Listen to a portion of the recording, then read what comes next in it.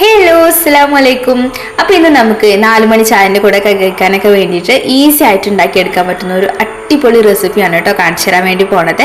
ഇത് ഇൻസ്റ്റാഗ്രാമിലൊക്കെ അത്യാവശ്യം നന്നായിട്ട് വൈറലായ ഒരു റെസിപ്പിയാണ്. സത്യം പറഞ്ഞാൽ ഇത് ഉണ്ടാക്കി കഴിക്കുന്നത് വരെ ഇത് ഇത്രയും ടേസ്റ്റ് ഉണ്ടാവുമെന്ന് ഞാൻ വിചാരിച്ചിട്ടില്ല കേട്ടോ. പക്ഷേ കഴിച്ച് നോക്കിയപ്പോഴല്ലേ അറിഞ്ഞത് വെറുതെ ആണോ സാധനമായ കുറച്ച് ഇൻഗ്രീഡിയൻസ് വെച്ചിട്ട് എളുപ്പത്തിൽ ഉണ്ടാക്കി എടുക്കുകയും ചെയ്യാം, പക്ഷേ കഴിക്കാൻ നല്ല അടിപൊളി ടേസ്റ്റും. അപ്പോൾ നമുക്കിത് എങ്ങനെയാണ് ഉണ്ടാക്കണമെന്ന് നോക്കിയാലോ.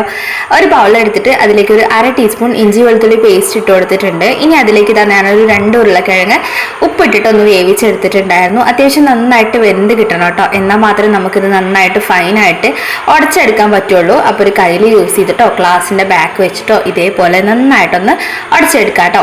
ഇനി ഇതിലേക്ക് നമുക്ക് മിക്സ് ചെയ്യാൻ ആവശ്യമുള്ളത് കോൺഫ്ലോർ ആണ്. കോൺഫ്ലോർ ഉണ്ടെങ്കിൽ മാത്രമാണ് ഇത് ഈ ഒരു കറക്റ്റ് ടേസ്റ്റ് നല്ല ക്രിസ്പി ആയിട്ട് കിട്ടുള്ളൂ കേട്ടോ.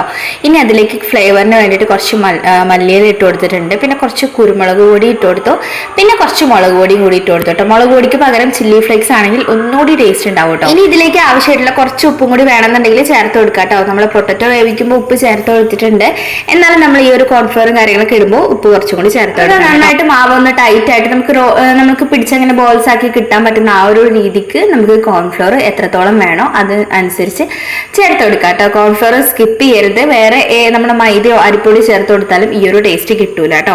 അപ്പൊ കയ്യിൽ കുറച്ച് വെളിച്ചെണ്ണ ഒന്ന് ആക്കി എടുത്തിട്ട് ഇതേപോലെ ഒന്ന് റോളാക്കി എടുത്തിട്ട് കയ്യിൽ വെച്ചിട്ട് ഇതേപോലെ ഒന്ന് ഷേപ്പാക്കി എടുത്താൽ മതി. അപ്പൊ ഞാൻ ഈ ഒരു ഷേപ്പ് ഉണ്ടാക്കി എടുത്തു. പിന്നെ നോക്കുമ്പോൾ നമ്മുടെ ചട്ടി തീരെ ചെറുതാണ് കേട്ടോ, അതുകൊണ്ട് തന്നെ അത് മുക്കി പൊരിക്കണം. അപ്പൊ അതുകൊണ്ട് തന്നെ ഇത് മുക്കി പൊരിക്കാൻ കുറച്ച് ബുദ്ധിമുട്ടായിരിക്കും. അതുകൊണ്ട് ഞാനതൊന്ന് കട്ട് ചെയ്ത് 2 പീസാക്കി എടുക്കുന്നുണ്ട് കേട്ടോ.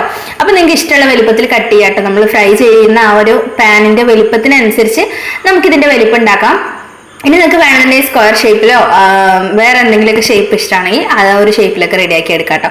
നോർമലി ഇതെല്ലാവരും ഈ ഒരു ഷേപ്പിലാണ് ഉണ്ടാക്കാറ്, അതുകൊണ്ട് ഞാൻ ഇങ്ങനെ ഉണ്ടാക്കിയെന്നുള്ളൂ കേട്ടോ. ഇനി ഇതാ ഞാനൊരു ചീനച്ചട്ടി വെച്ചിട്ടുണ്ട്, അതിലേക്ക് ഇതാ ഓയിൽ ഒഴിച്ചു കൊടുത്തിട്ടുണ്ട്. ഓയിൽ നന്നായി ചൂടായി കഴിയുമ്പോഴാണ് നമ്മൾ ഈ ഒരു സ്റ്റിക്സ് ഓരോന്നായിട്ട് ഇതാ ഇട്ട് കൊടുക്കുന്നുണ്ട് കേട്ടോ. അപ്പൊ ഇട്ട് കൊടുക്കുന്ന സമയത്ത് ഇത് പരസ്പരം മുട്ടും, പക്ഷെ എന്നാലും കുഴപ്പമൊന്നുമില്ല. ഒരു 2-3 മിനിറ്റ് കഴിഞ്ഞിട്ട് നമ്മൾ എല്ലാം കൂടി ഒന്ന് സെപ്പറേറ്റ് ആക്കി എടുത്താൽ മതി കേട്ടോ. അപ്പൊ എല്ലാം സെപ്പറേറ്റ് ആയിട്ട് തന്നെ നമുക്ക് കിട്ടിക്കോളും. ഇട്ട വാഴ തന്നെ നമ്മൾ സെപ്പറേറ്റ് ആക്കാൻ നോക്കിക്കഴിഞ്ഞാൽ ചിലപ്പോൾ പൊടിഞ്ഞു പോകാനുള്ള ചാൻസ് ഉണ്ട് കേട്ടോ. അപ്പൊ അതുകൊണ്ട് ഇട്ടിട്ട് ഒരു 2 മിനിറ്റ് കഴിഞ്ഞ ശേഷം മാത്രം ഒന്ന് ഇളക്കി എടുത്താൽ മതി കേട്ടോ. അപ്പോഴാ നമ്മൾ ഏകദേശം റെഡി ആയിട്ടുണ്ട്. ഇനി ഒന്ന് തിരിച്ചും കൂടി ഇട്ട് കൊടുക്കുകയാണ് കേട്ടോ. അപ്പൊ നമുക്കിത് നല്ല ക്രിസ്പി ആയിട്ട് തന്നെയാണ്. പുറം ഭാഗം നല്ല ക്രിസ്പി ആയിട്ടുണ്ടാവും, ഉൾഭാഗം നല്ല സോഫ്റ്റ് ആയിട്ടുണ്ടാവും കേട്ടോ.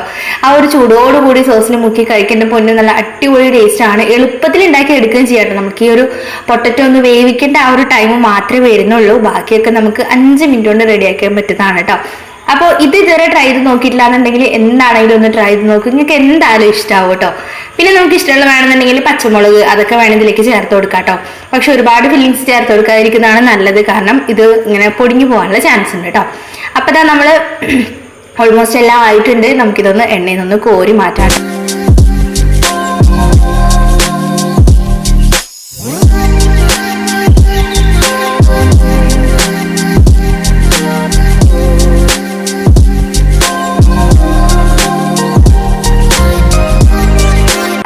സ്നാക്സ് എല്ലാം ഒന്ന് ഫ്രൈ ആക്കി എടുത്തിട്ടുണ്ട്. ഇത് കാണുമ്പോൾ തന്നെ നിങ്ങൾക്ക് അറിയാലോ എത്രത്തോളം നല്ല ക്രിസ്പി ആയിട്ടാണ് കിട്ടിയിട്ടുള്ളത് എന്നുള്ളത്.